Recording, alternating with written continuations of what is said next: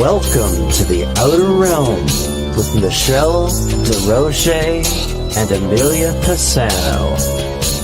Airing live on the United Public Radio Network, 105.3 FM in New Orleans.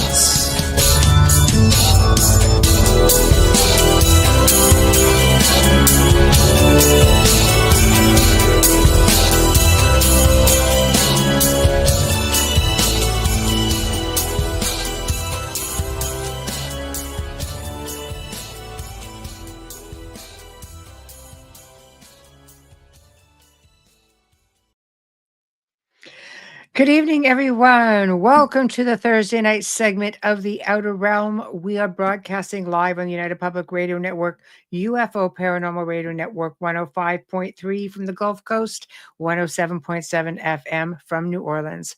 We are fully sponsored by the amazing people over at Folgers Coffee who have been a part of our journey since the very beginning. Thank you, Folgers. We couldn't do it without you, nor would we want to.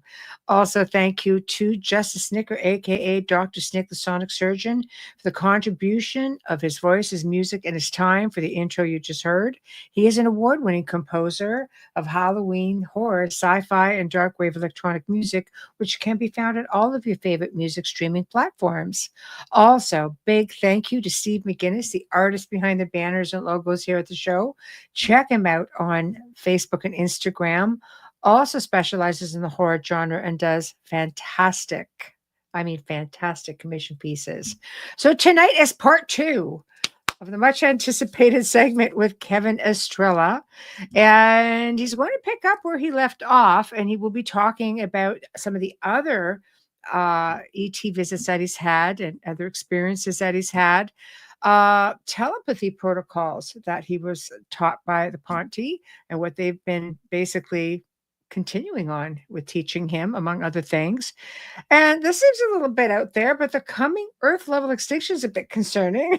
And of course, if that's not enough, there's going to be a heck of a lot more. So welcome, everyone. This is fantastic. The chat room is filling up, and we've got Wayne. You did make it first. Look at you go. Rarity indeed. Hi, Janie. Oh, Amelia's still down, not with us tonight, and I know she will definitely miss this one because she really loved the first segment he was on, but hopefully we'll have him on again as well. So hello, Heidi. Hello. I was like almost just breaking out in song almost. Just want to acknowledge everybody here. Hi guys. Now we've also got quite a few people coming in. I'm just going to double check here because for all of you who's on Rumble, okay, we've already got 43 people sitting there. Please feel free to comment. We will definitely see your comments, and we can definitely put them up on the screen, much like this. Sending prayers to Amelia. Thank you. And same with the people on X. Yes, people on X, we can't see your comments. We do see that you guys are chiming in. I can see it on the soundboard. So please feel free to comment and ask some questions, interact with myself or our guest. And, let's just get some good dialogue going. So anyhow, I have a smudge on my camera lens. What do I really? No, that thing, Wayne, happened when they were doing work upstairs. I don't know if they banged something around. So not so much a smudge on the camera lens, but whatever it is, I have not been able to get rid of that. So we'll have to explore that because it's driving me crazy anyway. Yeah, that's right. I thought it was Myers. No. That's just how things are going. See, it's so weird, isn't it? But look. I'm just going like that. See, nothing. So I know, not good at all, Wayne. Not good at all. I have to get somebody on that. But they're walking around over my head, and I'm kind of wondering if they just sort of mess with the lighting a little bit or something. No, not real fond of that whole thing. But hi, Doreen. We're actually just waiting for Kevin to come in. So that should be any time. So get your questions ready. And for those of you guys, because I noticed a couple of us got to hang out today while I was doing um, Ethereal Unveiled or Encounters Unveiled today. So go check that out. It is on the YouTube page. It is on Rumble. It is on X. And thanks, Heidi. Right? It's my amazing aura. I think we just should go with like Heidi's thought on that. I'm down for that. And Kevin is here, but I don't have a camera for you, Kevin. So nope. I see you in the green room, but no camera. So we'll have to wait for Kevin to get his camera up and running. Oh, and he's gone. Okay. So anyhow, you did. Oh, I'm glad that you were able to tune in. It was really a great interview. Carol Ann is just wonderful. Ethereal is one of the new shows here on the network, which is at 5 p.m. Eastern every Thursday. She has incredible guests, and you'll probably see some familiar faces on there as well. So definitely check it out. She talks about all kinds of amazing things, and we went over some of the guest lists that's coming up, and she's got some really amazing people coming up as well. So she basically is good to go. And then we've got Paranormal Insight, also a new show here on the network, which he's on at 3 p.m. Eastern. And guys, we've got a whole lineup. UPRN is growing, and we have some terrific new shows on. And really, really check them out, because it's just growing and growing, and it's still growing. So we're on the move. UPRN's probably at about 35 shows right now, which is beautiful. I'm glad you enjoyed it. It was great to see you in there. It was great to see some familiar faces as well. I just love seeing all of our people. I love how you guys all bounce around. I think this is fantastic. Michelle, it was great seeing you in there as well.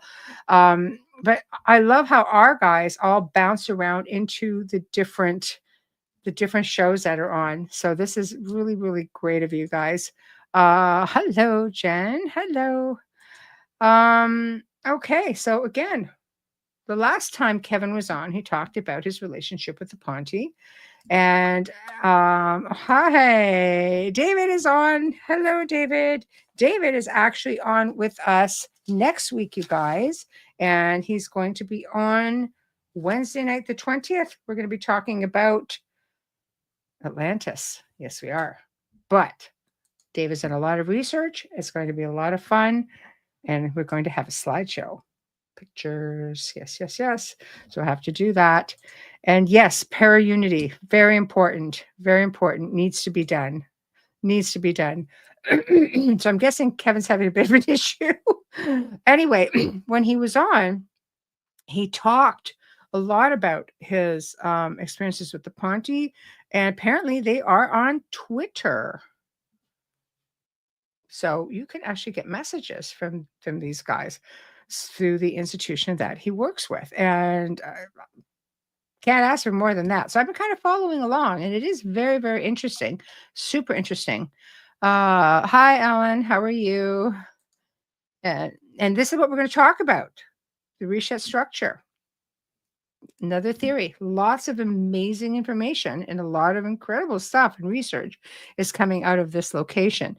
So that's next week, guys, next Wednesday. Make sure that you are tuning in for sure.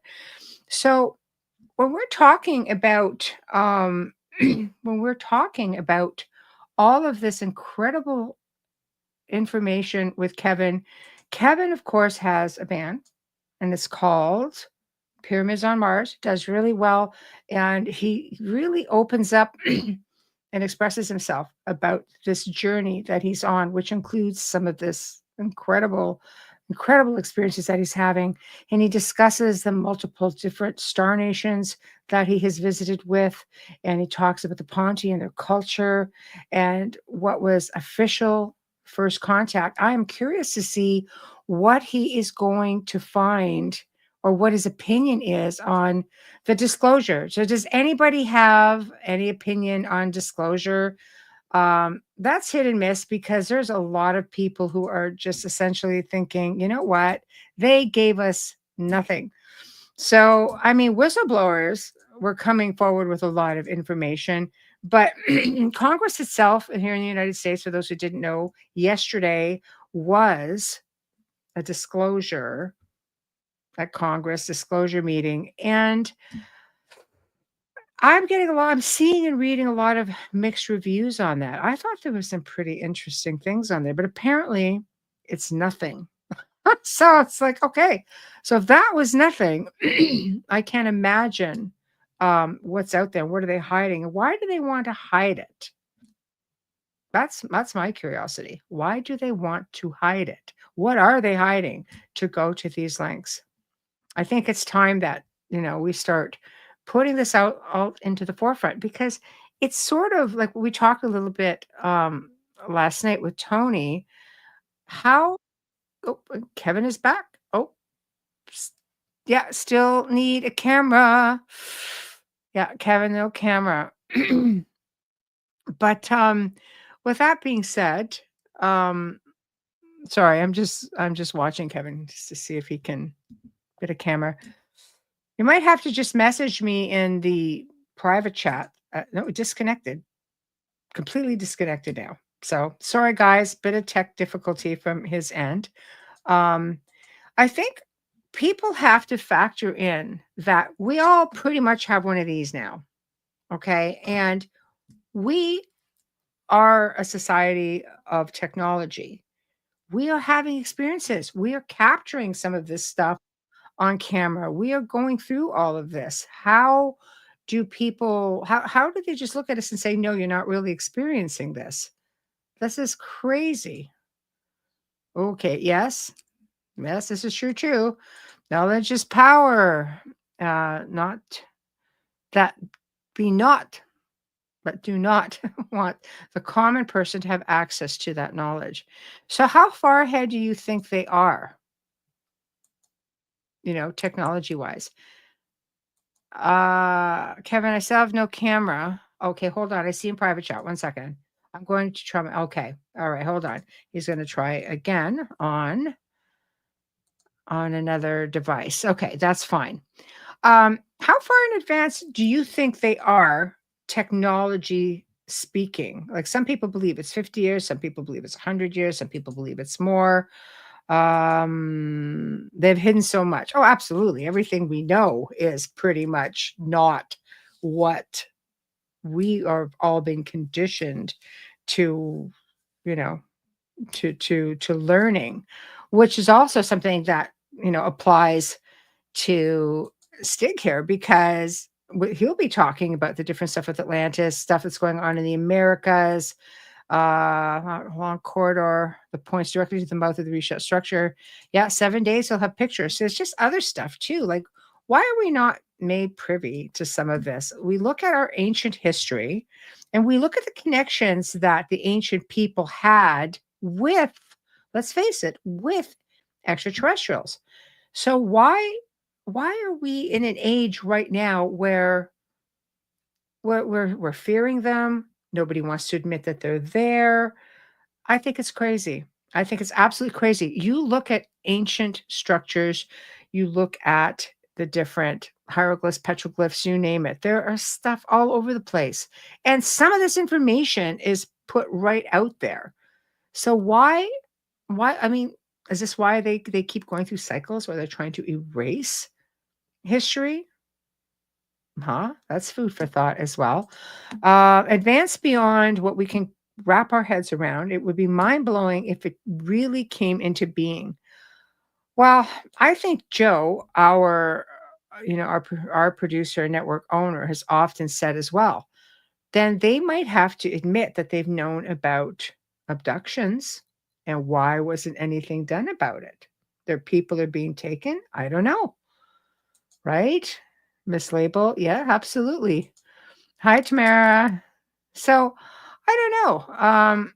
It's yes, 6 days. So I think we need to do our research. It's very important that we take the time to really research.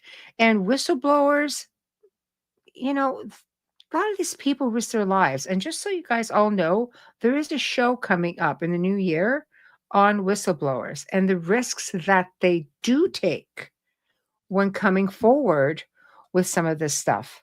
You just can't make this stuff up. I mean, you could, but there's people who have gone missing. There's people who have, we'll just leave it there, okay? Because they have come forward with information. So this is going to be mind-blowing when this finally comes to pass. Jen, if we knew what kind of money were going into this, they would be in a lot of due. Yes, they would, because money actually goes missing, which is not cool. Alan, we are not the most technologically advanced people that have existed. Not at all. Those who came before us were more advanced, both technologically and spiritually. We are children. We are. I mean, we're going to do a show on Tartaria as well. And right there, when we look at the structures that they claim went up in like literally a year or two for some of these world fairs, there's absolutely no way. Not at all. No way. Because in Toronto, we still have the exhibition every single year. And we still have the main gates. That is complete Tartaria. Completely. Yet it's all still there. So, with that being said, don't tell me that all of these things just miraculously went up in a couple of years. They got easily torn down. Some of them, what, by horse and cart? Come on. No, no, not at all. Not at all. So, so just let me know when you're ready, Kevin. You just put your hand up and I'll know to bring you on.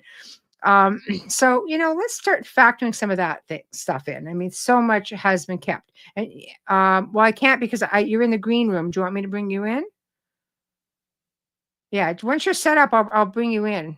Yeah, okay, no problem. Yeah, he's just getting himself set up on a different device. So bear with us, guys. Thank you very much.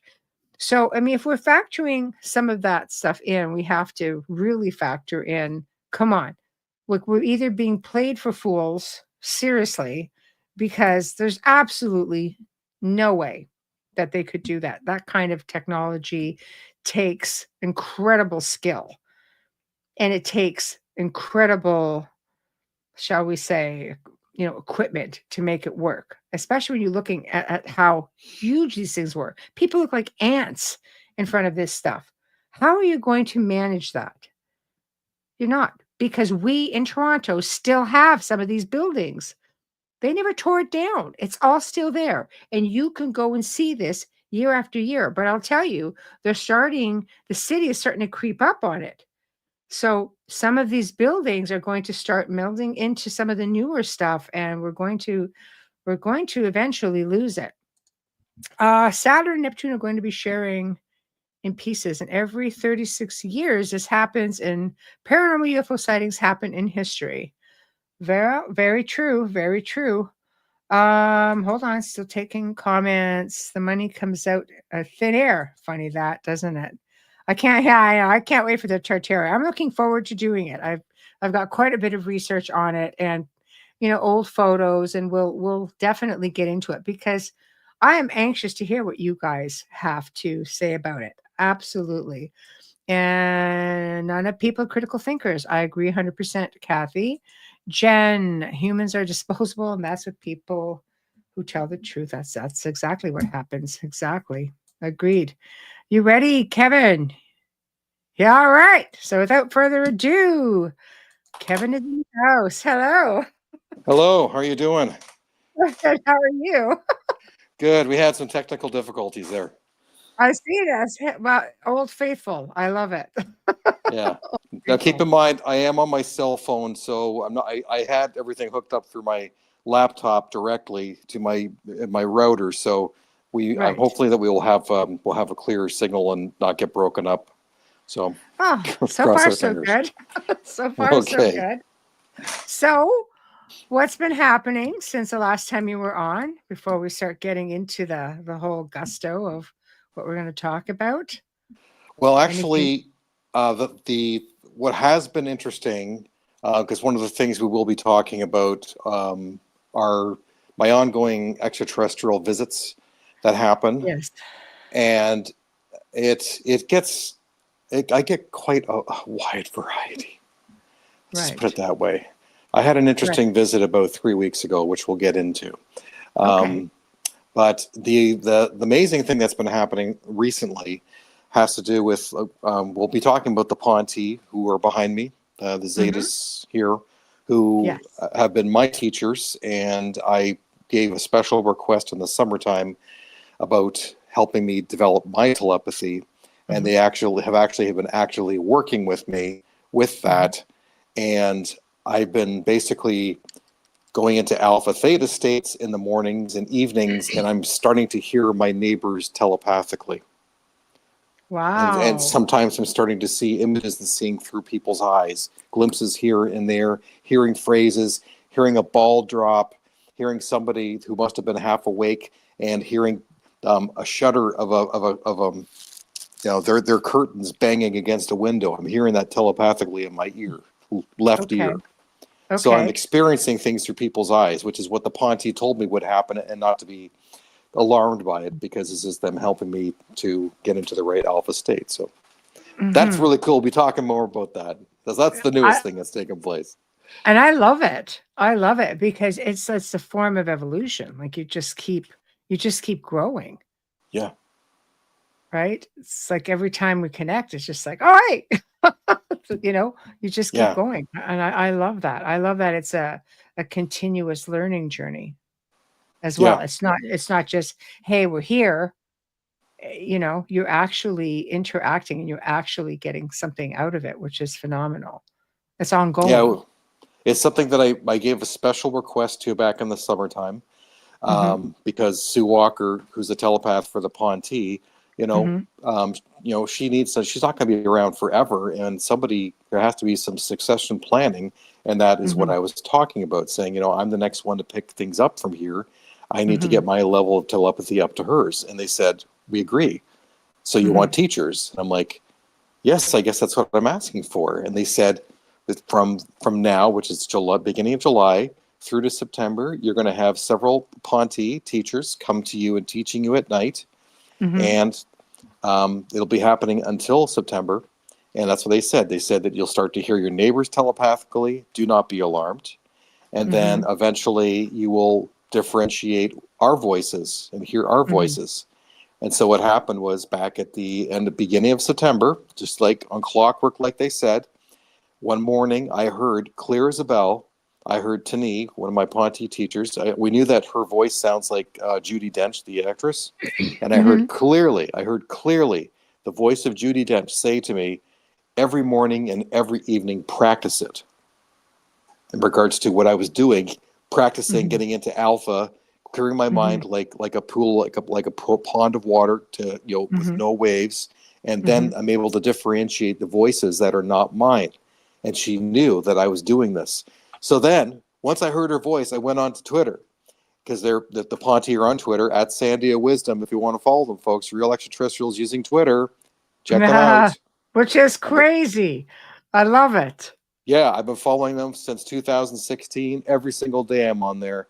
It's very real. They have followers all over the world, and their followers are getting visits by the Ponti, and we have lots of testimonials of it on their website, officialfirstcontact.com. So it's very true. People who make friends with the Ponti make friends with you, and they come and visit you and check you out. So, see, there you go. This is better than a CE5. So yeah. So what do you say? Like, I know I may have asked you this, but I know we have new listeners, and we have new people in chat as well. There are some researchers out there who will say, "Oh no, the Ponti don't exist." What do you say? I know. What do you say to that? Like, it's like they're just completely like they're like disregarding it. I don't know enough about it. I've only been really researching ufology, and because I've sort of wakened up to my own realization that I'm an experiencer and have been since I was a child. So now I sort of have to get, versed on it. But when I've mentioned the Ponti before, I've been said, "Oh no, that's not a thing." Well, okay. That's coming from the quote researchers.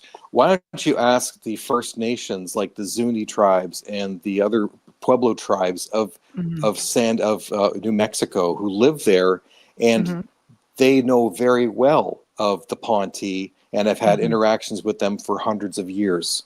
So go look up videos of Clifford Mahudi, Zuni tribe leader. He used to be a friend of mine. Unfortunately, he passed away a few years ago. God rest his soul. Yeah. They talk about the Star Nations from the Sandia Mountains. So you can either go talk to a researcher, or maybe you can listen to the Pueblos who talk about this, and it's in their culture, and it has been passed down for generations. And you make your decision. I think it's terrific, because it's like, the Hopi, who have their own experiences with the ant people, as they call them. That's the people, right. So I think that is clearly where people have to look, is with the indigenous of any culture, because they have stories and lore that go back hundreds, if not more, thousands of years, right? Yes. So I love that. Yeah. So Kathy said, that's the Hopi. Exactly. Exactly. And the Ponte do talk about the Hopi. They also talk about the ant people and the last cataclysm, and how even the Zunis were moved by the ant people to a new location when their homes were destroyed after the last extinction level event. And when the Zuni arrived at the area, the ant people had already built them houses.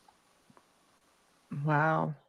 That's amazing, because I think where we're mirroring what's happening, now people is like, oh my God, are we going to have races from other beings coming and helping us?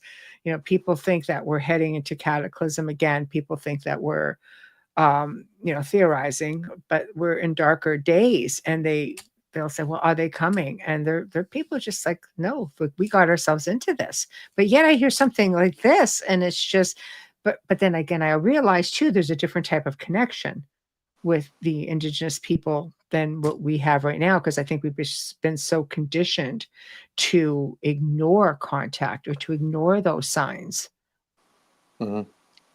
Yeah, with the Zuni, it's it's written in their culture. They talk about kachinas. They talk about these meetings with these star nations, as they called them, and they taught them things. And actually, some of their language has been adopted from these star nations who visit them. So the language that they speak is actually the language that was passed on to them. And there was also trading done. They would trade seeds for something else. Like there was trades that happened, which actually gets an even more evolved of regarding spermatopia and or span, whatever they call it, about how did things get here on Earth and they come from space. Well, that's actually true, but it's not like they came on a meteor and survived the burning up the atmosphere and then grew out of the ground. No, there's plant. There are nations who bring things to Earth that they think will grow well here and flourish here. So, there's creator gods who are involved and have been involved in the evolution of the Earth. Marijuana is not originally from Earth. Let's put it that way. No, they're interesting right there. But and neither is bamboo. Funny that. So who brought the bamboo and the naja? Ganja. The Right? ganja. The ganja. Oh, Yeah. I'll say it. How can so-called experts knock someone's experience by saying that their visitation doesn't exist? It just shows how little, when there is a link in history with the native people. No, I do agree. I do agree. And I think this is why you also see so many incredible petroglyphs.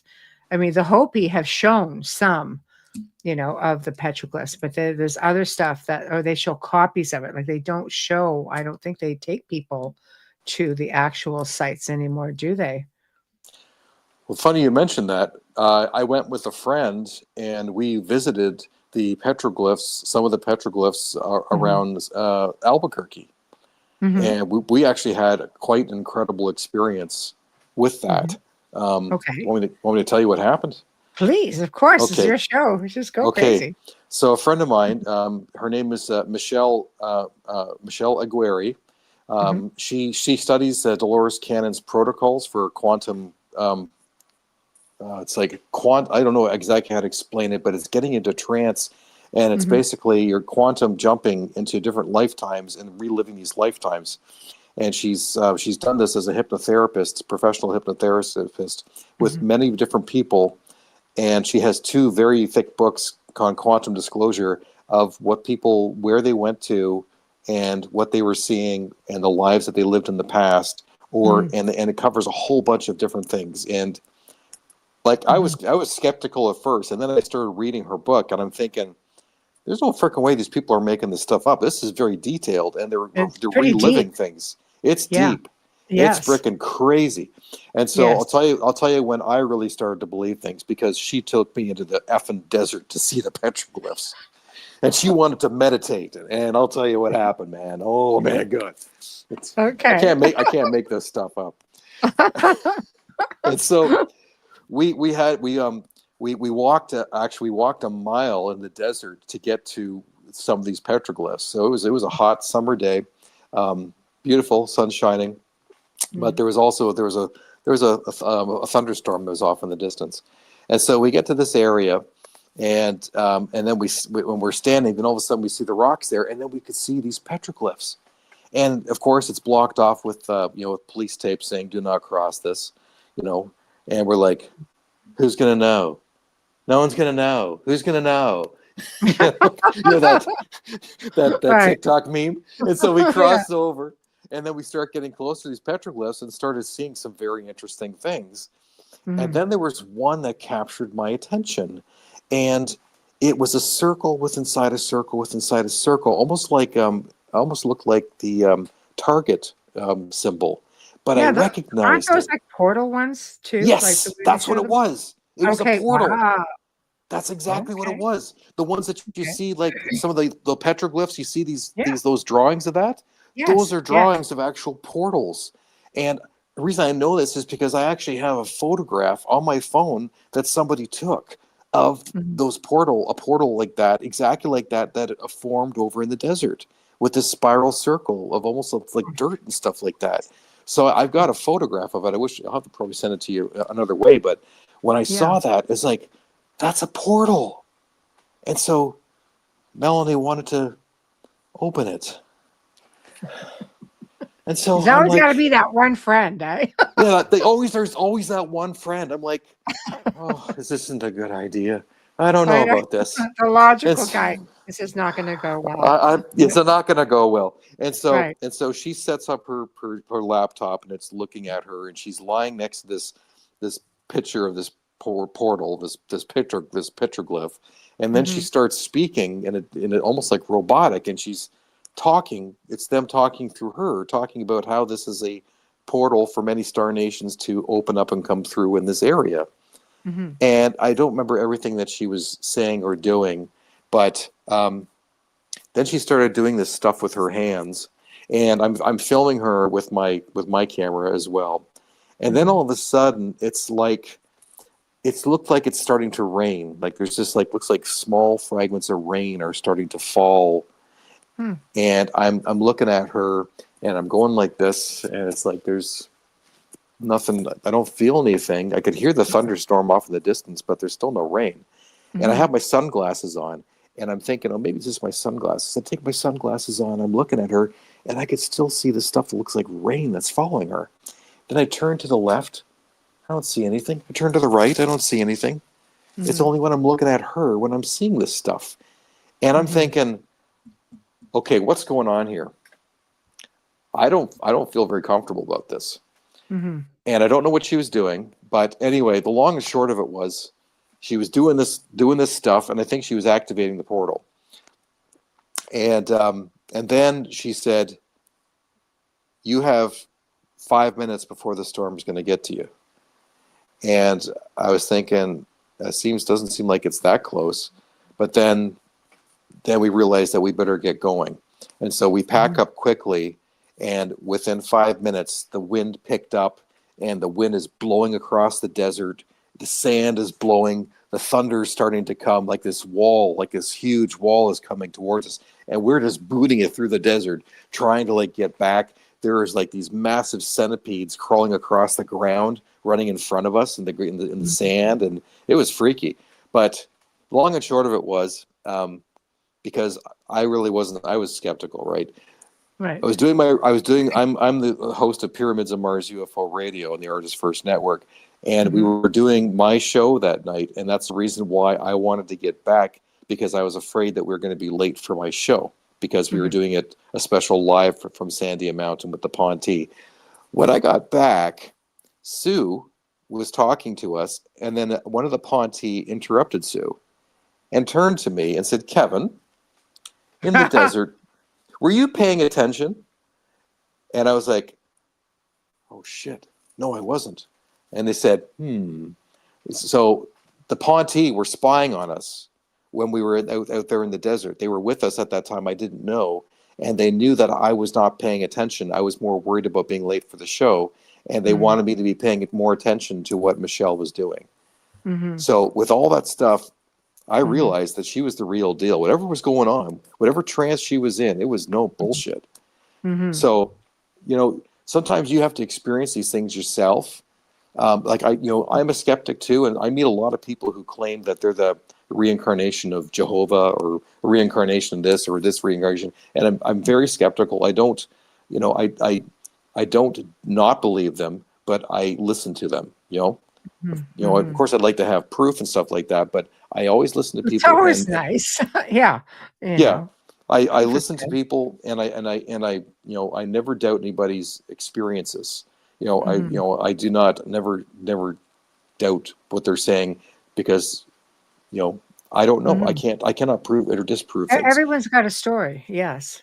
Everybody has a story. Yeah. And so sometimes you hear crazy stories, but you need to have an open mind, because there is so much that people experience that is so beyond the paranormal. The stuff that you've experienced, and the stuff that you share with me freaking has blown my mind. I'm thinking, is that even possible? Is that even true? But but you experienced it. So it's like, you have to be open to what everybody people says, because we're all learning. I think it's important as well. I mean, I think I have enough stories. I don't have to make any up. I can go on forever with this stuff that's happened to me, which far supersede, those sort of events, because it's just been, my whole life has been built on high strangers. I come from a family of it, but I also think that, it's also stuff when you have people who just don't want to talk about certain things. And when you listen to why, you're kind of like, I don't think you'd want to make mention of that. Like, some things you can't put out there. You just can't, and then you have these whistleblowers. I was saying we're going to have to do a show on them, because people risk their lives to tell some things. It's sort of like pick and choose what you want out there. There's a lot that I have out there, and then there's stuff that I don't put out there for obvious reasons. Right? Yeah. So, I know that I had a secret space program whistleblower on one of my shows, and shortly after he was on my show, he completely disappeared. And the other people who I knew in the SSP programs told me that he was threatened, and that he even disappeared off of the SSP support groups on Facebook, and because he was terrified for his life. So you never know what's going on out there. People do risk their lives, but I think it's interesting because, of course, with the disclosure hearing that they had yesterday, a lot of these whistleblowers, a lot of people came forward and basically put it out there, what they had experienced, how they felt things were, and of course, people who've been waiting for this forever, kind of going, "You gave us nothing," but this might be one of those things that we're not going to get everything, because it can be dangerous. Well, we're getting steps and steps closer. Yeah, I did see some of it. They highlighted a lot of the stuff today from from those meetings. I also found out. Do you know Chris Bledsoe? I know of him. Yes. Yeah. Yes. So he released the book UFO of God. He's had a lot of contact with. He calls them the Guardians. He has orbs that show up, and he's followed by NASA, the Vatican, FBI, the military. They are all work with him because they all know what he's saying. He's the truth. Well, Chris was actually there. He was actually in the audience watching the whole thing yesterday. So I thought that was cool. That is cool. Yeah, we had our guest last night was there as well. I think that there's a lot of people who were all anxiously waiting, to say and to give you nothing is to, I'll make 2 points. For them to say, no, they're giving you nothing, it's sort of a slap in the face to all of us who have had experiences, all of us who want experiences. But I mean, I get it. They're not just going to come out and give you, they're not going to give you very much. They're just not. But we are in an age of technology. We are all connecting with one another. I truly believe, just like you have been on your journey and you've connected with all of these incredible people, I truly believe that like-minded people and experiences will find a way to one another. The experiences will keep happening, whether they want to admit they're there or not. Yeah. And the thing that they don't realize is that, and this I was funny. Susie Hansen, who's in New Zealand, who's a very well-known experiencer. She's been on the show. She's wonderful. Oh, she's amazing. And she was talking about one of the things that they showed her of this planet with all these lights, and they're all connecting, and they're all connecting to each other all over the planet. She said, "These are the experiencers. These are the starseeds. They're all connecting, and they're making one bright thing, a globe across the earth that is one bright beacon of truth and knowledge." But so by us all connecting to each other, we are creating this massive light network of light, of truth. And I never thought of it that way, but she's right. And these are very like a web. It's like just a web. A web. Yeah. Yeah. Yeah. It makes sense when you put it into that perspective. People will find a way. And I always find it interesting how many people I've met since I've been on this journey. And I've had people say, well, we gravitate, we will gravitate to you, like you're providing a platform, and it's a voice for some of us. And I was thinking, you don't really quite look at it that way, really, because I mean, I look at it as I learn from you. I learn from all kinds of people. I love to continue to learn. I research. I'm known for the type of research that I do, but I like to learn something new every day. And I learn more from you guys coming on and sharing in your experiences, because before meeting you, I had no idea that this incredible place you talk about existed, and I mean, to go on Twitter and have, that is totally awesome. I want to make note of one of our listeners here, because she made 2 comments. "Hi, Michelle. I can't get over the pictures behind Kevin. They look so familiar." She said in an earlier post that they look like the faces that she has seen in big orbs in her home. Oh, I think we're frozen. Oh, the Ponte? Are you there? Yeah. Okay. Yeah. The Ponte. Yes. She says they look I can hear it. Yeah. Okay. Okay. Yeah. Yeah. You froze. So I wasn't sure. So, right. Yeah. So, No, I can hear you fine. okay. So. Perfect. Yes. She says they look very familiar Yeah. to her because she will often get balls of light that will come into her home. And she goes, those faces look like the faces I see in these balls of light. Is that something they do? Okay. Well, I do know that the bottom portrait down here, Drudy, Sue, I don't know who it was, but somebody recognized Drudy and just started crying because they saw Drudy had visited them, and she recognized her immediately and just knew that it was her. So that does happen. Wow. Well, there you go, Michelle. So maybe Michelle, you're going to have to maybe put it out there. I've learned so much from watching live streams, met great like-minded people. I think this is one of those ways where these connections are made. I'm sure you find, Kevin, since doing your own show, that people have gravitated to you and you gravitate to them, and you share this information.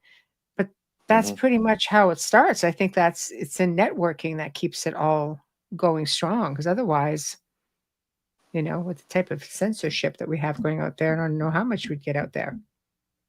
Well, exactly. And for people who are going to be asking how to follow me, you used to be able to follow me on Facebook, but they suspended my account about a month ago, and I don't know Wow. if I'll ever get it back. So, Wow. and I didn't even post anything. So, obviously, Sounds like someone may have reported you, which is crazy because fake accounts come up all the time, and when you report them, they go, "This doesn't go against our standards."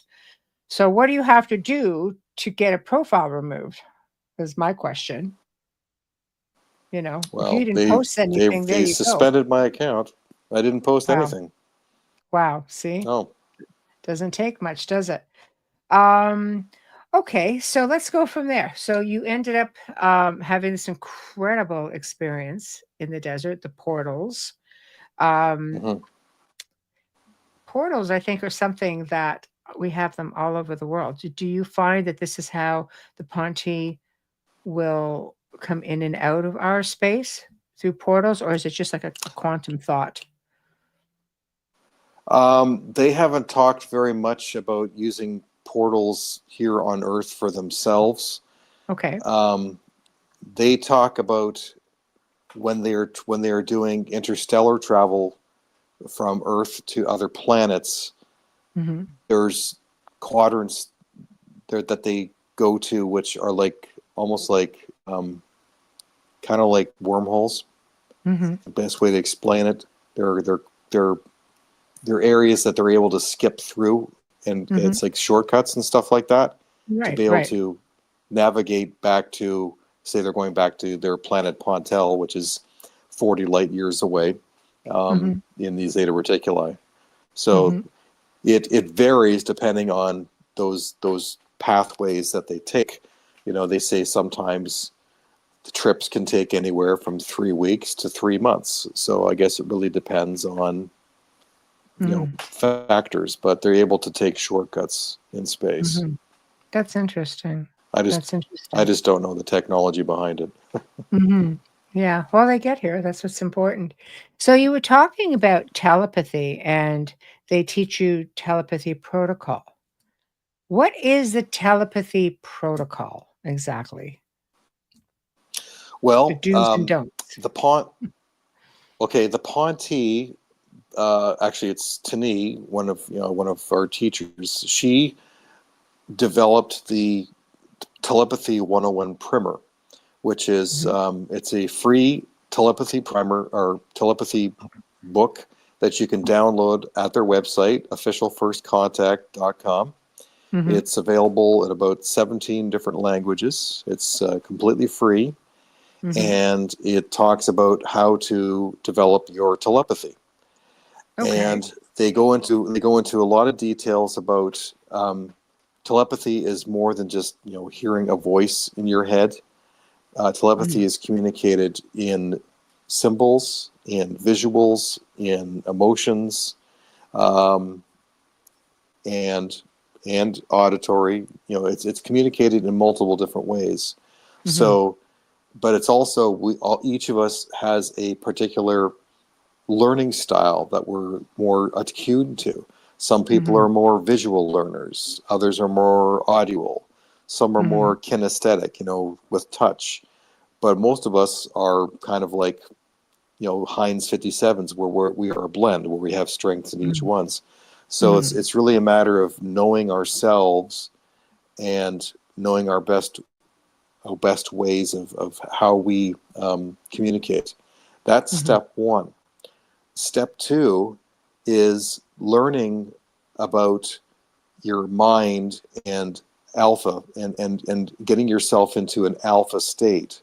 So an alpha state is it's a slightly dreamier state. It's a Hmm. kind of state that you can get into and say if you're reading or if you're playing an instrument. Hmm. It's a lower vibration, and then you are at a higher telepathic reception. Hmm. So learning how to get yourself into alpha will help you with developing your telepathy. And that's what I'm working on right now, is really Hmm. working on how to get myself into alpha and sustain it for longer periods of time. We Hmm. all do it naturally 3 times during the day. when we first wake up in the morning, we're still groggy and drowsy. If you stay in that state for as long as you can, and then what you do is picture your mind like a pool of water that's still. With your thoughts, let your thoughts clear. Let your mind be one and clear, and then wait for those bolt out of the blue thoughts that come to you, and start to pay attention to them. Notice I said that attention. Yeah. Right. Start paying attention to those thoughts that come to you like a bolt out of the blue, or it could be an image. Now you may think that you're falling into a dream. That's not exactly what's going on. You're actually starting to communicate. You're starting to pick up on different radio signals. It's kind of like, a million different radio signals of each people, and you can tap into thoughts. And try and keep yourself into alpha as long as you can and practice that. So that's one way. That's what I'm consciously, that's what my learning lesson right now. Those are my lessons that I'm working on every morning right now, is doing that. And being able to get myself into alpha and stay in that state for longer and longer, and pay attention to the thoughts that are coming to me, differentiating my thoughts from the ones that are coming that are not mine. So that's a great way. But the primer gets into a lot of detail about how to develop this as well. They talk about that, about your the thoughts that are in the background, your background thoughts, paying more attention to those. They talk about it's all the noise. Yeah. Right. Yeah. The noise in the background, paying more attention to those random thoughts that are coming to you. And also they talk about the parts of your brain that work with telepathy. So like your amygdala, which is kind of right behind your eyes, it's kind of wrapped around in this part of your brain. So they talk about turning your headlights on and putting more emphasis and focus on that part of your brain. So there's all these different little things that you have to work on, that all, when you put it all together, then you start to develop telepathy.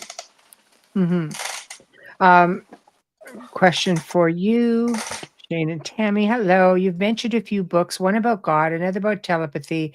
Could you comment what they are again, please? Tammy. Sure. The Telepathy 101 primer. It's a free download. It's from the website officialfirstcontact.com. I put it in the comments for you there too, Tammy. That's the Aponte's official. That's the Aponte's actual website, officialfirstcontact.com. Now, what was the other book that she was mentioning? The other thing I mentioned? She said one about telepathy, one about God. There we go. Sorry, there we are. God. Okay, I don't know if I mentioned anything about God. Okay. I'll have to think about that, but I would say go to the website. I did put the website up in all of our streams, so you can catch them on any of the streams. Just click on them and go peruse. You'll probably find, oh, this one. This makes sense. Okay, hold on. This one. Chris Bledsoe's book. Hi, Ruth. UFO of God. UFO of God. Yes. UFO of God by Chris Bledsoe. Yes. Okay. That's the one. Yeah, that's on Amazon. Okay, perfect. Thank you. So some people are saying fear, having to get over the fear of being able to. Absolutely. Yes. So why would you experience fear? Is it because it makes you feel uncomfortable at first? Because I know when I get downloads or when I tap into things, it's either when I'm waking up, incredible things come to me, or just getting ready to fall asleep. Then I'm in that state where I can receive more. Whereas if I'm asleep, don't ask me to remember. It won't be a thing. So.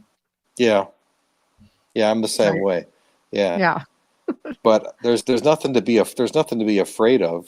If you're when you're doing this, no one's going to attack you. All you're doing is it's the same thing like changing radio station. You're just flipping through radio stations, and you pick up a station. Then there's static, and then you pick up a station. You're static. You pick up a station, and that's kind of what was happening with me. All these random different things were happening.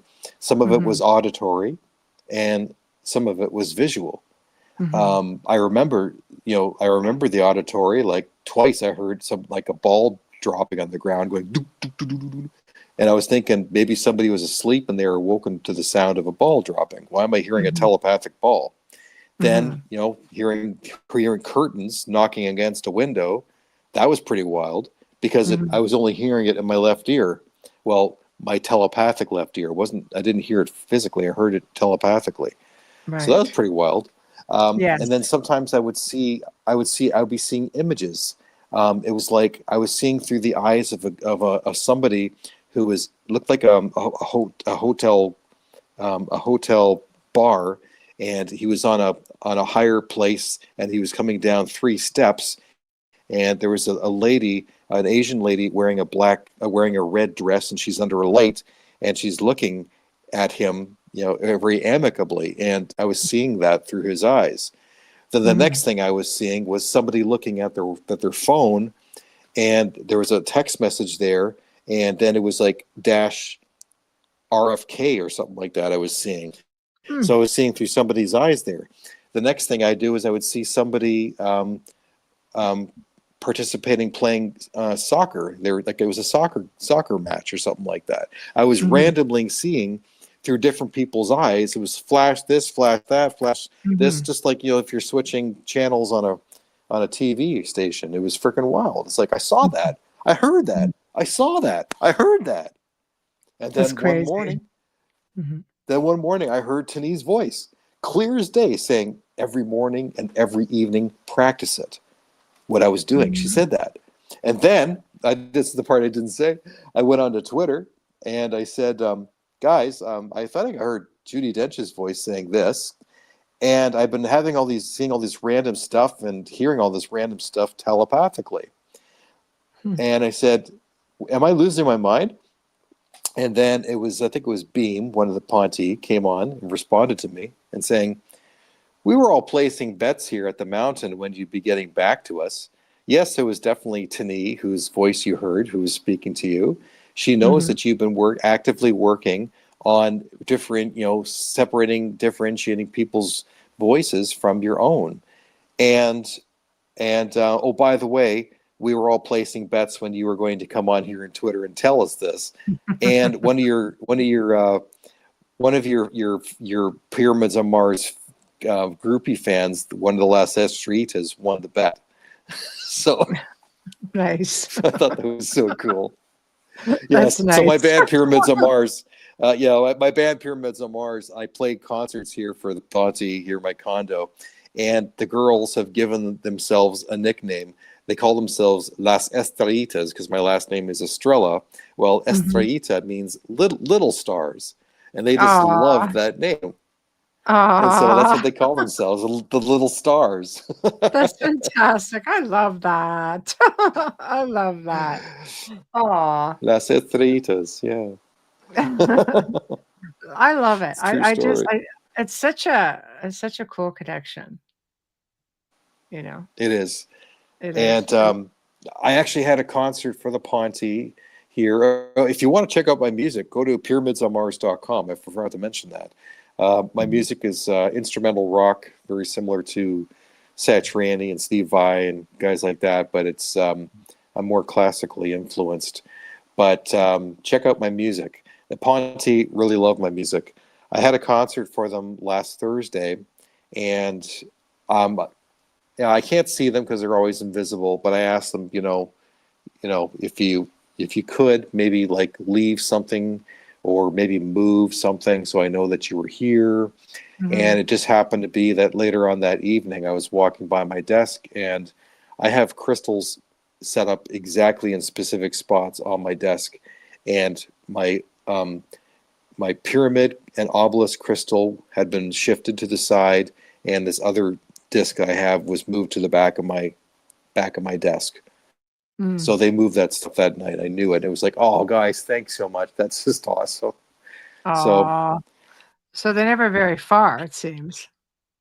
You Oh know. God, no! They're here all the time. Like right behind me, you see this wall? It's Yes. covered in chalk marks from them. They've chalked up my entire condo. That's a whole other story we haven't talked about. Like you know how Chalk. people get toilet papered? People get Yes. toilet papered. They've chalked up my entire condo. It's Why hilarious. chalk? Why It's true. chalk? Yeah. Good Why question. chalk? Good Let's question. ask them. I want to know. Inquiring Why minds want to chalk? know. Why the chalk? I think it's white chalk, like on my white walls. But it's like, you know, I didn't discover it for days. The first time they did it was in my bedroom, and my walls are white except I have the wall behind me is Venetian plaster, so it's like reddish, but it's like different colors. It's different shades of red, and I happened to notice one morning that it was kind of whitish, and there's a part that was kind of like blurred out with. It looked white. Like I didn't realize it was chalk. It wasn't until like a couple days later when I looked more carefully at it, and I saw that it was chalk. And can you still hear me? Okay. Yeah. Yeah. You just cut out for a Can you quick hear me? minute. But yeah. Okay.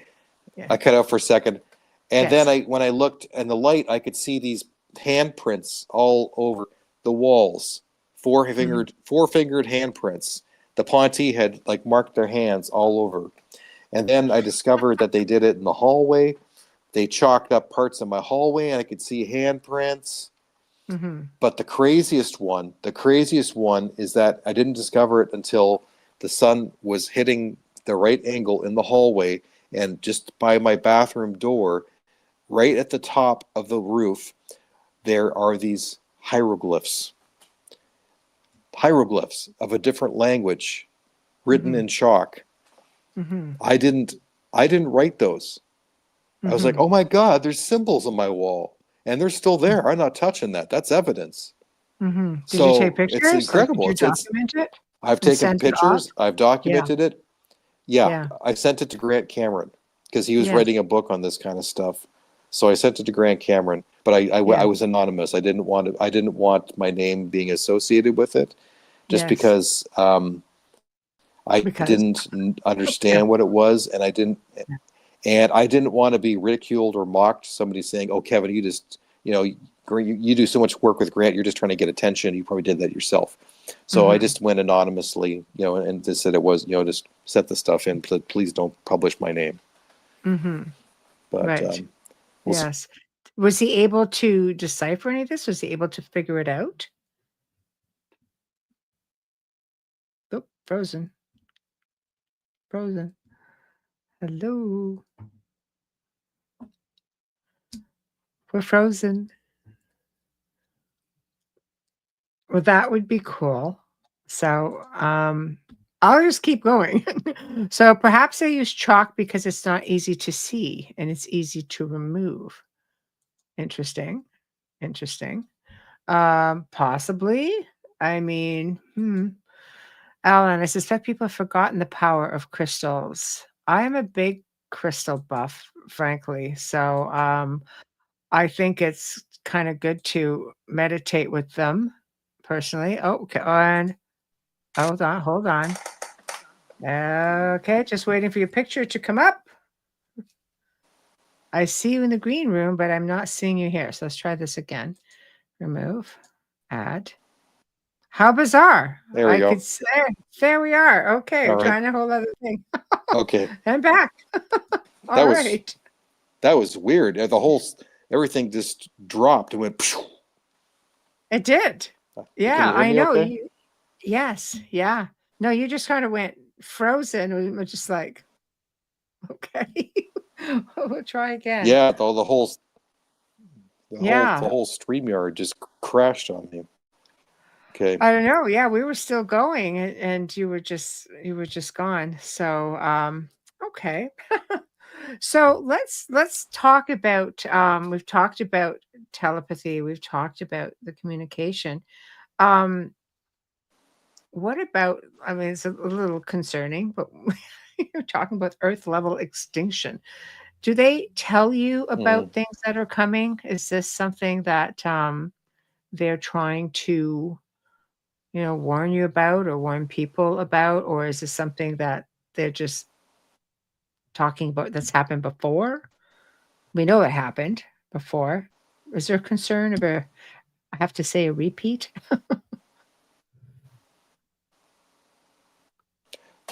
Okay. Can you hear me okay? Mm-hmm. Yes. Yes. Can you hear us? We're good? Earth level extinction.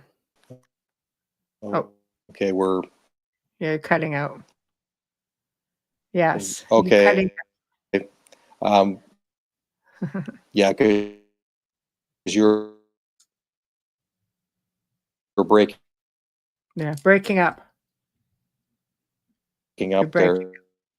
Yeah. Just put And gone.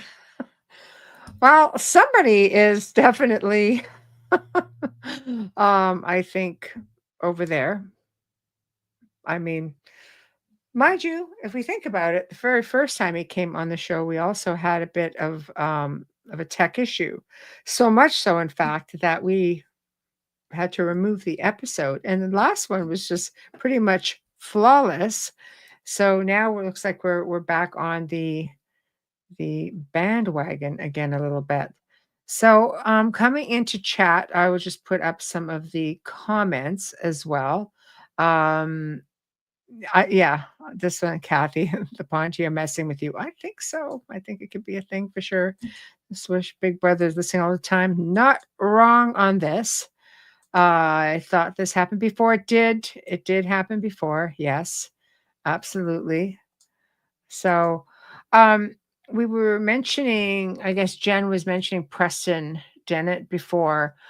Preston, I just want to give him a shout out. Preston and Dolly Saffron are on Monday nights on the Light Gate from 8 until 10 p.m. And very interesting guests, very interesting content, of course. We love Preston. He's been on the show many, many times. He's coming back on in December, just so you guys all know. And why don't I give you guys a heads up on a date? Mark your calendars, because he is back on, let's see. Oh God, guys, I'm all over the place. I apologize.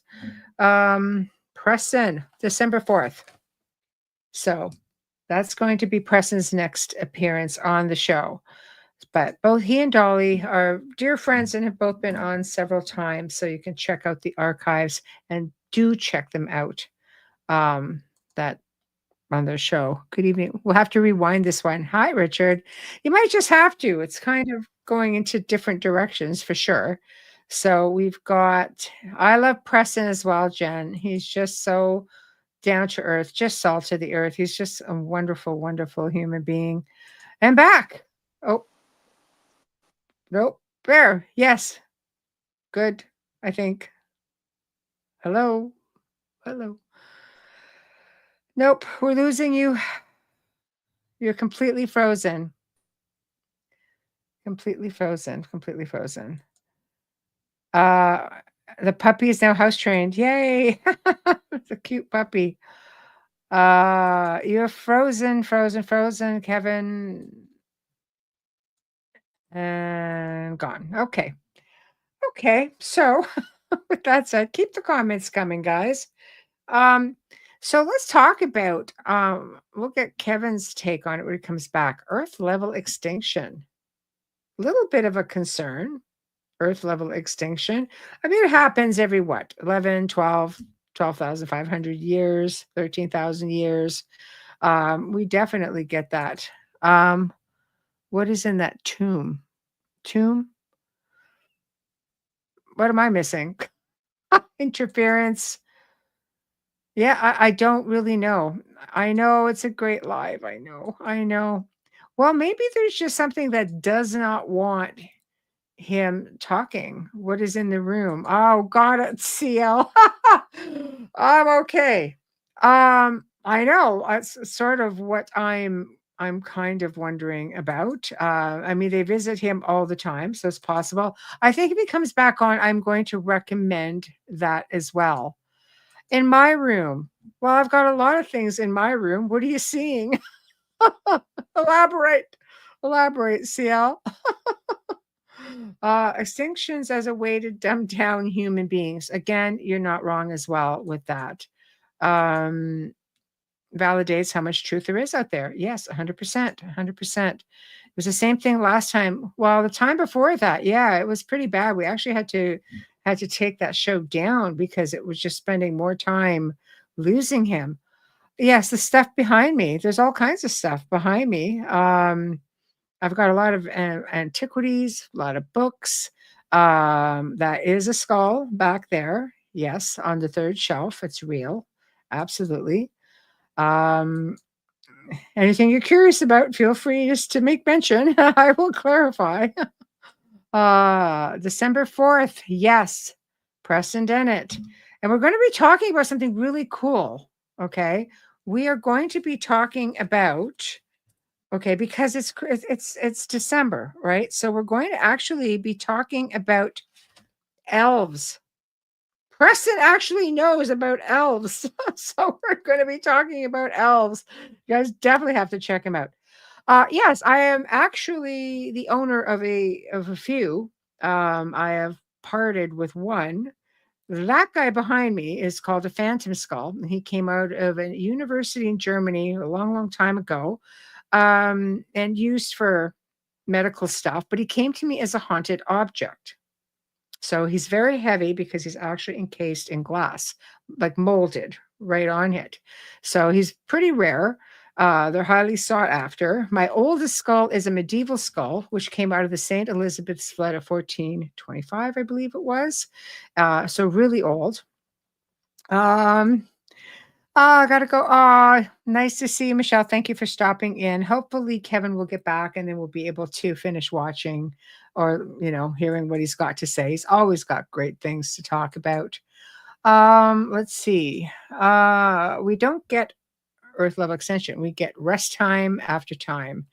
Yes, yes, yes. See, that's sad. We talked about elves and fairies here. You'd put a special jacket on. Yes, you're not wrong. And put you on meds. I know. But, let's ask ourselves, let's explore that for a minute. Are we talking with a different race of ET beings? I mean, you go back into, ancient folklore and you'll basically see that they could very well just have been another race of extraterrestrials who have been here for a very long time. Karen, I have no picture at all. If you're having a hard time, let's try this. Okay. If you're having a hard time streaming, let's just go to audio. How about that? Okay. Just go to audio if you're having a hard time streaming and we can just listen in. Because you're frozen again completely. Yeah, see, gone. So there's a lot of really, really interesting information out there that leads you to believe that we're just maybe dealing with a whole other race of beings. But I have to tell you, for those who are interested in fairies and things of that nature, next week, no, the week after, sorry, on the 27th, we have Morgan Daimler coming on, and she's been on the show in the past.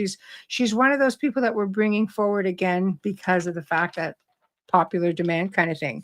And she's got a new book out about fairies in North America. So the 27th, that'll be the day, guys. So tune in for her segment because she is probably one of the most versed people I know on the topic and folklore in general. So that's, okay, hold on. Kevin's back. Okay. If you have a problem, you freeze up, just turn off the camera. Maybe it's the streaming that's slowing you down, and we'll just go audio. Sound like a plan? Yep. Sounds like a plan. Okay. All right. Where do you want to go next while we have you? Because I don't know how long we'll have you for. Okay. So, we were asking about extinction level events. That's what you're asking about. Yes. Okay. The Ponte have been talking about this adamantly for the past several years. It's getting more and more serious. The science behind it, if you want to follow the science and stay updated, if you're on Twitter, follow Suspicious Observers. So I do. Yeah. So what's his name again? What's his name? I can't remember. I can never remember it. I see it come up in the stream. I just love his page. Yeah, he's a scientist. He studies the sun. He knows his stuff in regards to the what's going on with the sun, the coming micronova, the planetary flip that could potentially happen. He's well up to date with all of it, and the Ponti follow his information because he's right. He's accurate. So he's the best person on the internet. He knows his stuff. So if you want to keep up to date, on YouTube as well. Yeah, he's wonderful. Yeah, I get daily updates by him. So Ben Davidson, there we go. Ben Davidson, yes, Ben Davidson. Thank you, Ruth. Thank you. Yeah. The guy's fantastic. So, and he has lots of videos which will explain exactly what's going on with the Earth's level extinction level event. That this is a cyclical event that happens every 12,000 years. We're in the middle of it. It's happened before, and it's happened in the past and multiple different times. And we're basically hitting up to a perfect storm. But he'll give all the details in regards to what exactly is happening. So I'm going to take my glasses off so I look a little bit more rock and roll. There we go. There we go. Yeah. There we are. Perfect. There we go. Yeah. Shake it up. Shake it up. There we are. All right, there we go. Yeah. I don't like looking so studious. It's like, that's not me. I know. I should have a guitar on and be wailing here, So we probably could. We wouldn't hold it against you. We'd probably get nailed for copyright, but otherwise. That's okay. But the Ponti, the Ponti have been talking about this for a long time. They are very concerned. Basically, even when I was talking with Tilcom this summer and asking him about, I was asking about my music and how to build my music career, and he says, well, you could be doing this and this, but it all depends on your son. And you could be doing this and this and this, and it all depends on your son. And I'm thinking, why does he keep talking about my son Logan? What does my son Logan have to do about this? And he's like, no, not your son. We're talking about this son. Son. Right. The son. The big son. The big son, because they're worried that it's going to go micronova. And if it does, it could mean, a best case scenario is that it just levels all the grid. That will be basically, we'll have no electricity. We'll be back to foraging and surviving and trying to get fresh water, getting food, growing your own food, and survival. No cars will work. Nothing's going to work. No electricity at all. And the grids could be down for years and years and years because everything will be fried.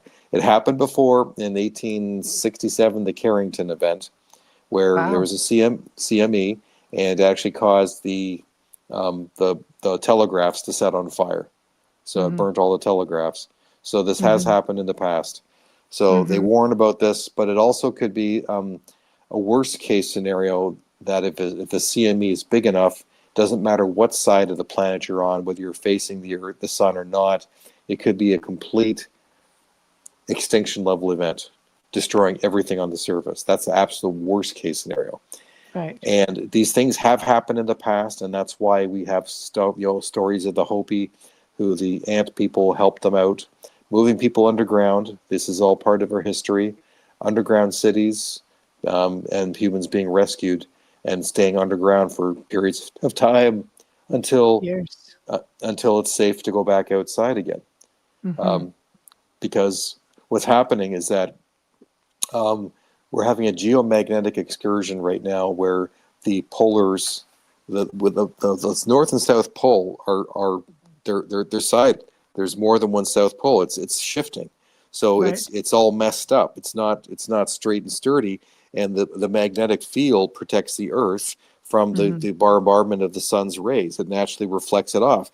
But when the solars are off, and you have four poles now, and now the magnetic sphere is weakened, and that's why you've heard in the news all over recently in the last several months of, there was these amazing northern lights that were seen in Cancun and Oregon and in New Mexico and South. You know, it's like, yeah, that's not really a good thing, because those CMEs were not that strong, and if it's happening like that, well, unless you're firing up things like CERN or HARP, well, that yeah, could give it a little bit of an oomph, you know. Yeah, push us a little closer. So, you know, yeah. but I know I've heard, you know, from people that there are different races of extraterrestrials that are also concerned about this and talking about it to their contactees and their people, you know. So I was wondering what their view, the Ponte's view, was on all of this. That happened exactly a year ago. In November of last year, the Ponte came onto Twitter, and they were talking about these delegates who had come from deep space to Earth, to the information station, because they were, and the only thing they were talking about were evacuation plans about how to get their people out of Earth. So, and that was a big talk that was going on. Was all it was talking about was evacuation plans. And we're like, are you serious? So they're taking it extremely serious. They thought that something could have happened as early as the summer of 2024, the summer that had just passed. They thought that something big could have happened. So we're well into the middle of, you know, things could happen anytime right now. So they had, it's close, essentially.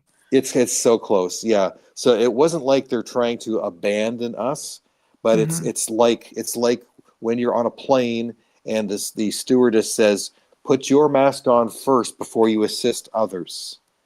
It's the same thing that's going on. They have to take care of their people and make sure that they are safe, and that their ships are not in the blast range of when the sun goes micronova, so that they are able to help rescue us when that time comes. Yes. Well, it's like I say, it's a very big concern. I mean, there's a belief also that a lot of races are they're just gone. They're just leaving Earth altogether, unless they're subterranean. But many who aren't are just steering clear of us for a while. So that tells me for sure we must be getting fairly close, that people don't even want, like, they don't even want to take the chance. We're very close. The Ponte have also mentioned about that there are massive ships. A lot are like hospital ships, like equivalent to the Red Cross, that are lined up in the orbit of Neptune for two reasons. One is to assist Earth, because we're going to need the help, but the other is to have front row seats to an extinction level event, which they've never witnessed before. Wow. That's crazy. Richard says, do the Ponte talk about the flash event? This is related to what you're talking about. Same thing. In a few years. Same thing. Yeah, it's the same thing. We're talking about the same thing. Yeah. Okay. So what are they advising you to do? Head for the hills, for higher ground, or go underground? Underground. Wow. Yeah. That's what they keep saying. It's time to go underground. So it's kind of difficult for me. That's easier said than done. Exactly. You know, exactly. That is easier said than done. Wow. Okay. So Claudette made an interesting comment. One moment, let me just find it. About free energy. She goes, when all of this happens, let's hope that the free energy will come. That may save us off the grid, do you think? Or is it just going to be darkness? Is it going to be, as the sun goes, we're going to be left in darkness. If we're left in darkness, that's going to be cold. The sun is not going to go. It's a micronova. It's a micronova. It's not a full nova. If it was a full nova, we'd be gone. A micronova is basically the sun sneezes and blows its snot. Just big enough out. Yeah. Yeah. Okay. That it hits the Earth. That's what this is about. But the thing is that because our magnetosphere is so weakened, if we get hit with that very large thing, it could go. It may completely knock out. If we have a pole shift, that's what we're talking about. Because what they're talking about that may happen with the pole shift, all of a sudden the pole's going to go like this, because it's no longer this, it's going to flip to this. And Yes. then what happens is that the earth is already wobbling. That this Ponte put it. The planet is wobbling. And one of the things they said recently is, what happens to a top that's wobbling? It doesn't self-correct, does it? It ends up spinning and flips over. That's what's going to happen with the planet. It's happened in the past, where the planet is going to do, basically, it's going to flip, and then Antarctica is going to be up at the equator, and everything else is going to be displaced. And then what happens, think about what happens to the water. What happens to the water? We get a major slosh.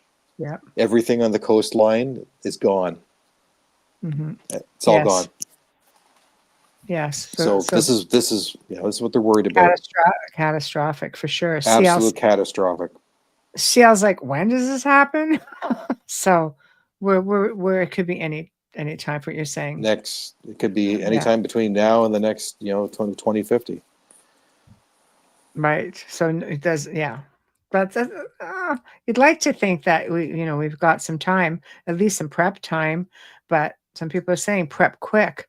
The tilt will change rapidly and will cause huge issues. Absolutely. They keep redoing the runways since they are based on headings. That's true. That's true. Poles. Heard that the poles will flip. Yes. I don't think the autocorrect is your friend today, CL. So I don't think. So will the flood go into the underground? Well, there's places that are protected. There's places that are of higher ground. The places that are safe is like, and that's the reason why NASA and so many other, the CIA and the FBI have all relocated to Colorado, is because Colorado and New Mexico and that area will survive floods. Well, you just look at Zuckerberg, built this monstrous place in Hawaii, and dumb place to put big it. Underground, right? Yeah.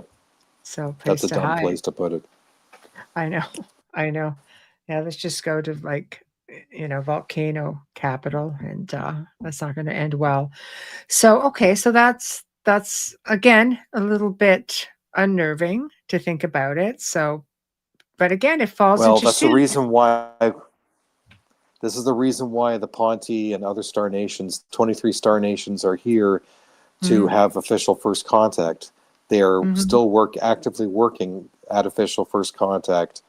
They're just kind of doing things slowly, basically with a lot more daytime sightings, more people seeing UFOs. So they're really trying to get people to wake up and look at the skies. Slow disclosure is happening. They just don't want to scare people off. They're still worried about a false flag alien invasion being used. Blue Book. And if that happens... Blue Beam. Or Project Bluebeam, yeah. Yeah. And if that actually does happen, the Ponte said that official first contact will be canceled. Wow. That's... And basically, good luck. We're out of here. Well, I mean, I think it's already, things like that have already slowly been happening. I mean, we're living in the age of AI, so we're seeing all kinds of things that we're being duped. But how many of these crafts out there we're seeing that are really, they're ours, they're human manned? A lot of them are. Majority of them are, yeah. Exactly. So, but I mean, I like the idea of getting us used to it. So if they are coming from assistance, we can maybe get beyond that fear, because Blue Beam is about instilling fear, and people aren't going to know what they can trust, what they can't trust what they're seeing, what they're not really seeing. CL, has this happened before? Yes. I live in Nevada. It used to be underwater, but most of it now is underground. It had volcanic activities and plate breaking.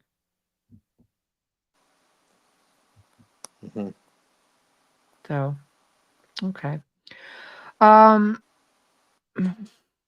Richard, we need to get open contact done in a few years. I think at the rate we're going, correct me if I'm wrong, Kevin, but the United States seems to be the last ones to disclose, probably because, superpower. Because there have been countries that A, have disclosed years ago.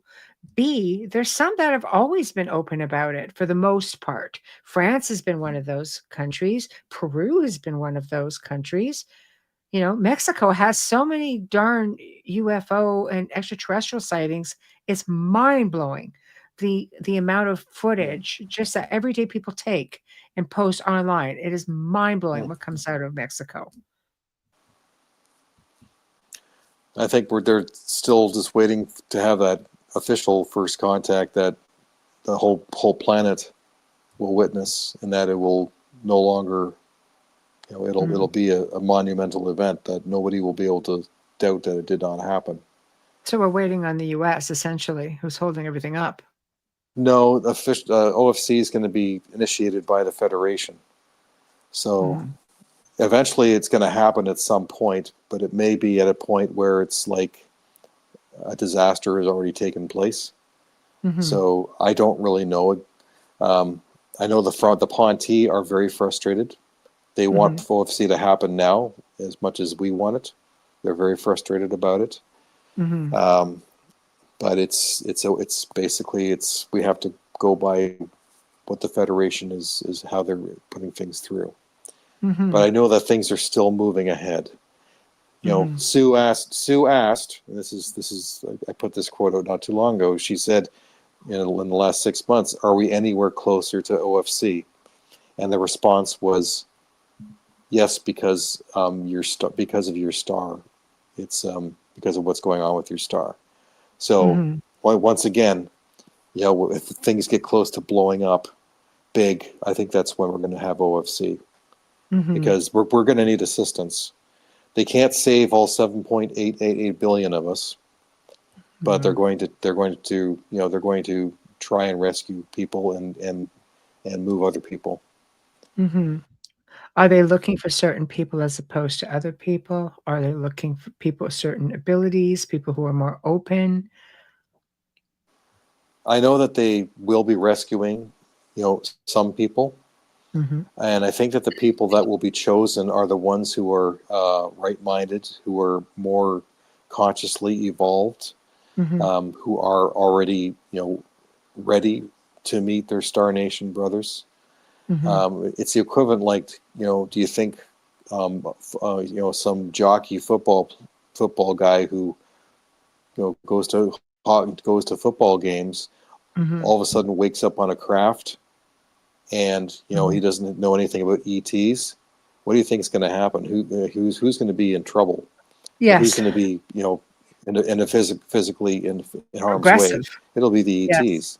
Yes. Extremely aggressive. Yes. So yeah, I can see that. They have to be careful. Those who are ready and who are ready for contact, I believe, will be the first ones who will be chosen.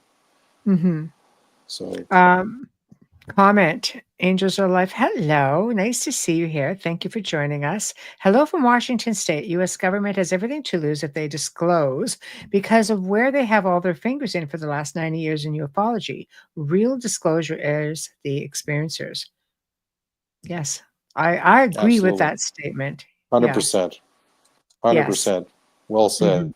You should get that tattooed on your arm. It's true.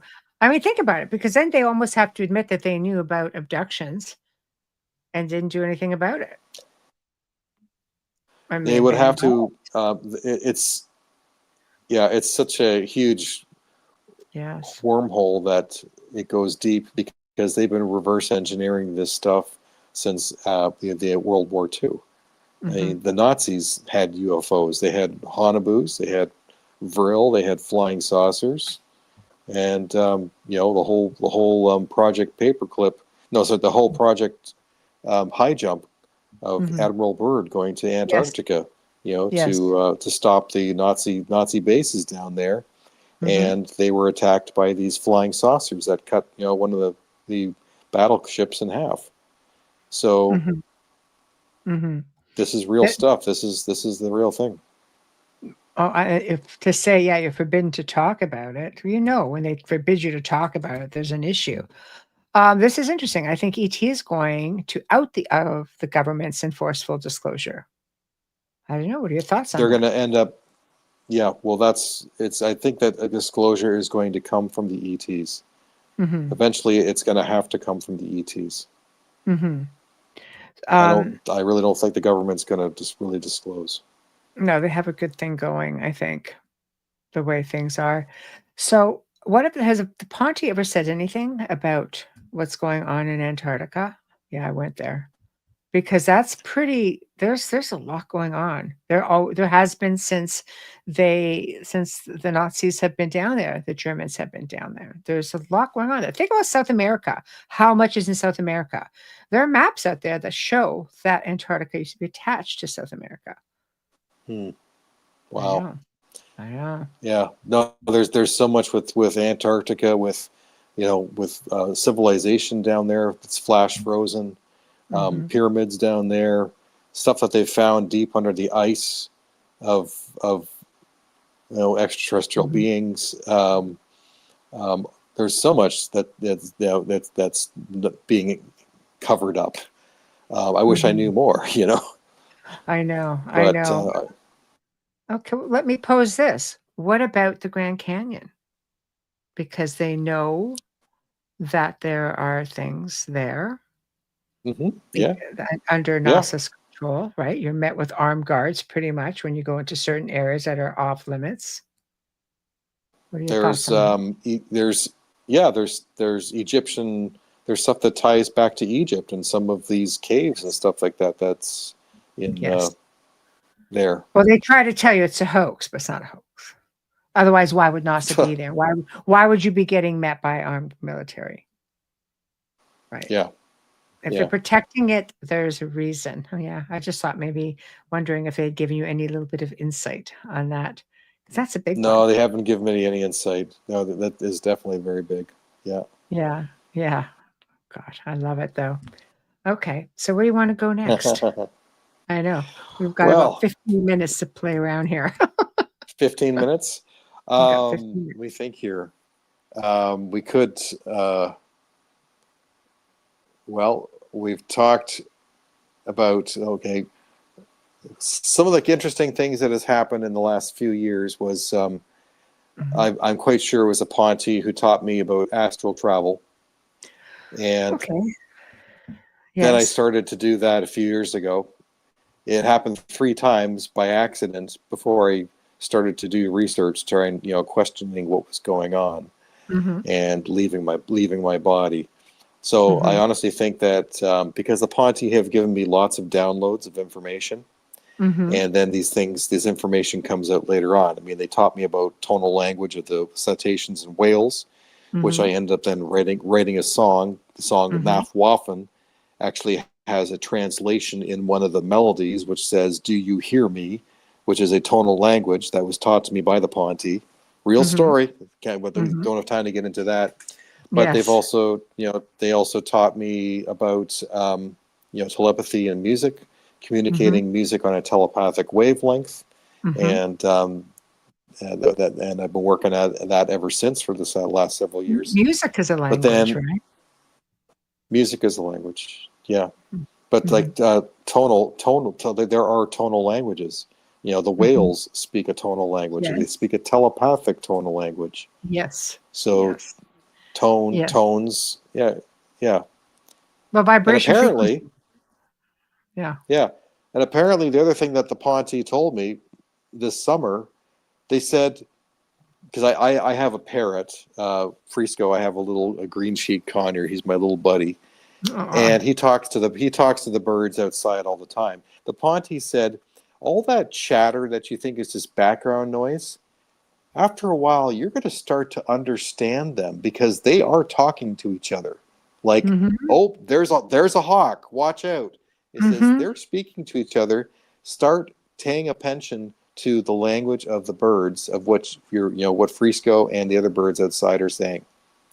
So I thought that was fascinating.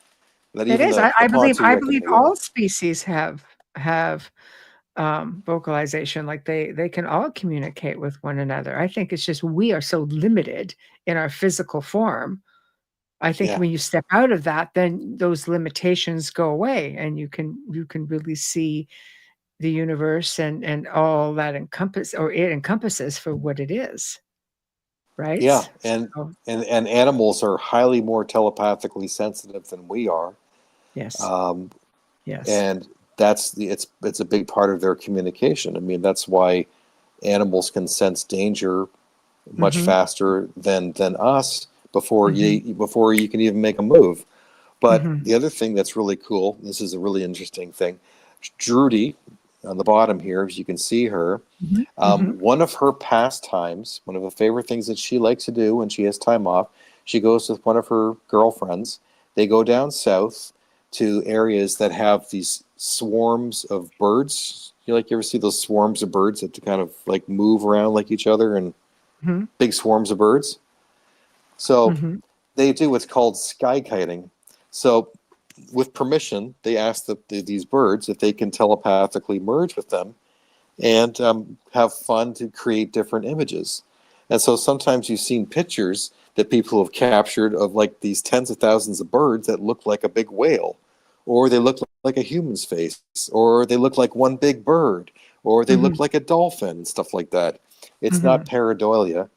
It's that Mm-hmm. there's some star nation are doing sky kiting, and they're telepathically merging with the birds, and in fun they are creating images with the birds, and the birds are having fun, and somehow all the birds are working together to do this. It's mind-blowing if you think about it. It's synced, right? Like so, They're all I think synchronized. Yeah. yes, like starlings do that.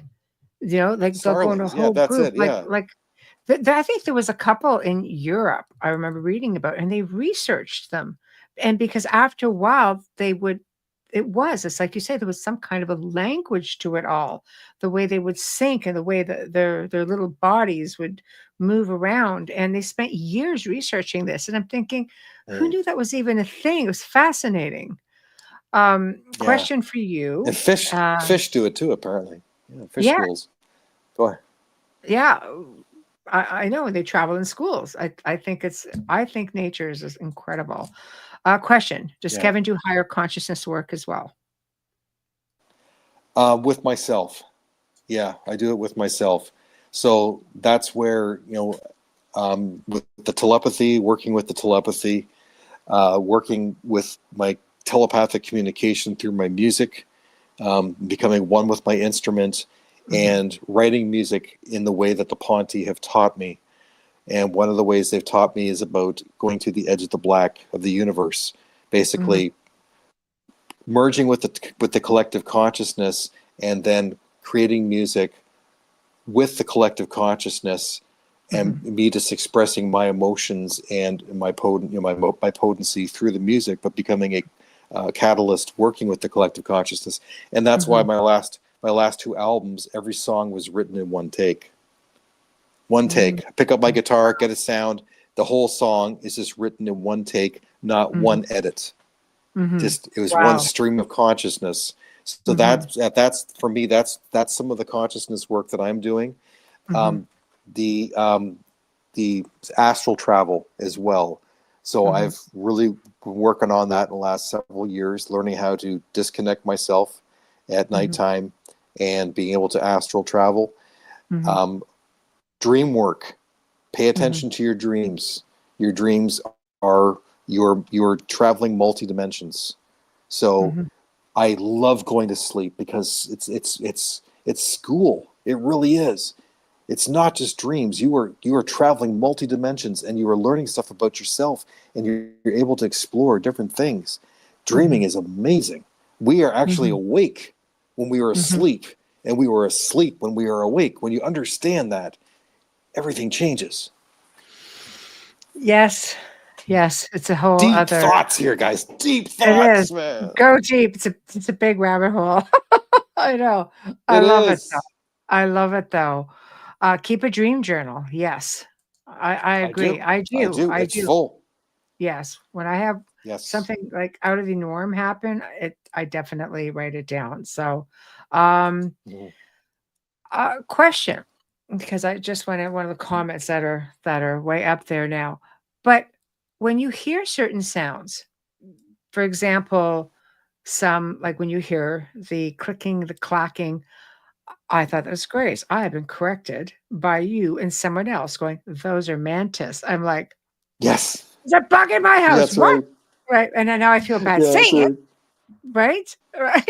So That's true, man. I told you, you had a mantis. I know. That sound, that's a mantis. And then they're clacking, just doing Yeah. different. Yeah, that sound.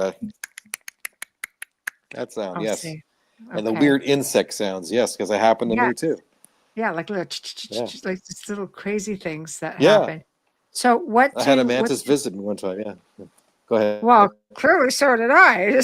I mean, it's why I'm blocking it all out. I don't know, but You I hear did. they're very kind. So I'm just trying to roll with it, right? So still growing. Oh So my God. I've learned more actually last night about the mantis.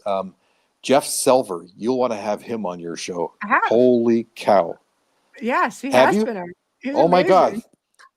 Yeah. Oh my God. I'm having him on my show. I'm interviewing him next No, come back. group. Come back. Come back. Where are you going?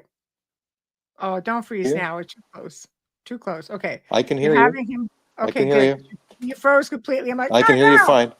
Okay, good. Okay, So Jeff no, Silver's I can coming hear you. on. Okay. He came, Jeff Selver, yes. And Yes. he did a presentation with our experiencer group last night.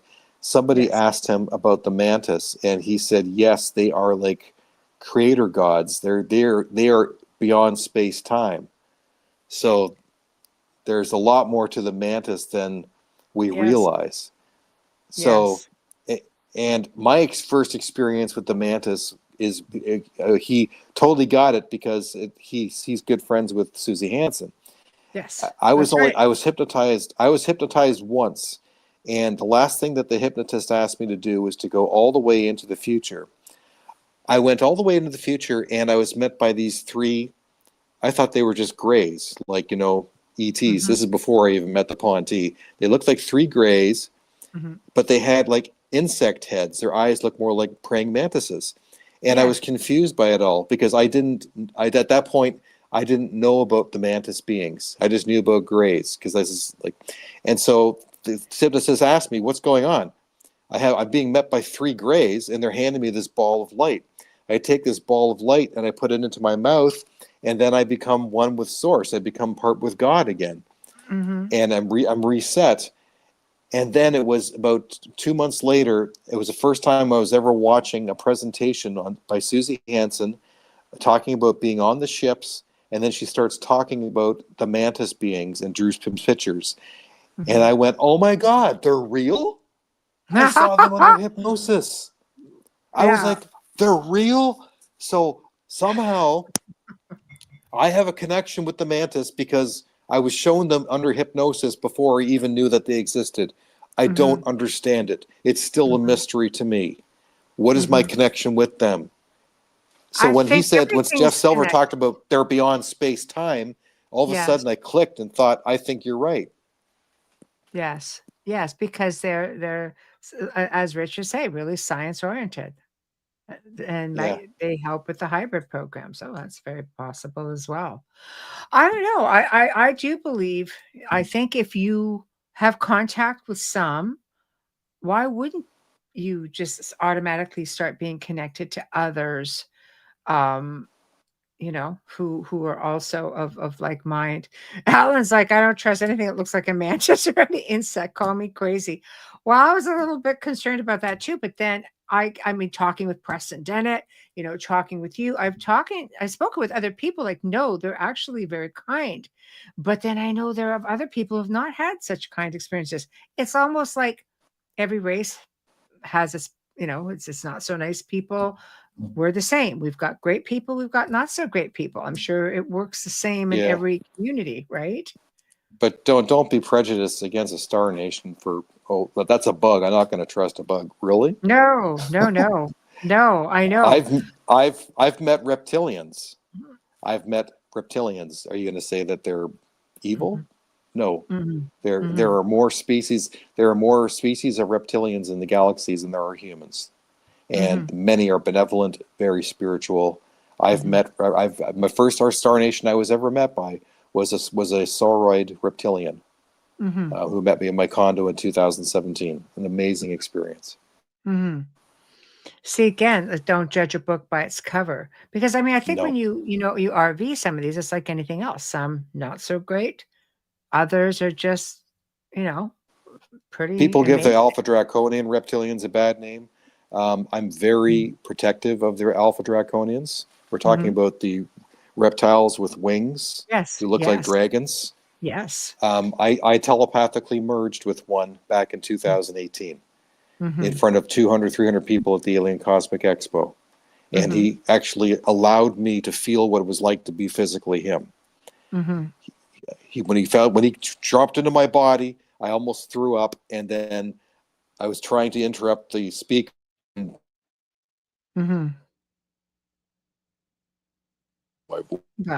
Really, I was embarrassed, but it was not me speaking; it was him speaking. But then all of a sudden, I felt like my back expanded. I was like 16 feet tall. I felt these heavy things between my shoulder blades.